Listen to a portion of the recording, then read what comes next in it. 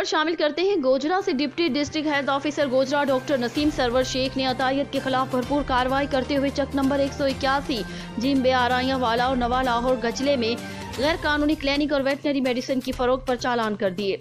तफसीलात के मुताबिक अताई डॉक्टर शाहिद इकबाल ने 181 जिम बे आराइया वाला में अपने घर में ही गैर कानूनी क्लिनिक बना रखा था।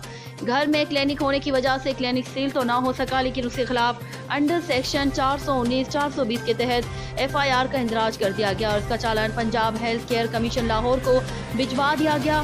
दूसरी कार्रवाई में सिंधी किराना स्टोर वाक़ नवा लाहौर कजले में मोहम्मद जाहिद को किराना स्टोर में गैर कानूनी और सरेआम वेटनरी मेडिसिन फरोख्त करते हुए रंगे हाथों पकड़कर और उसके कब्जे से भारी मिकदार में ऑक्सीजन टॉक्सिन इंजेक्शन बरामद करके चालान Punjab health care commission Lahore को भिजवा दिया गया।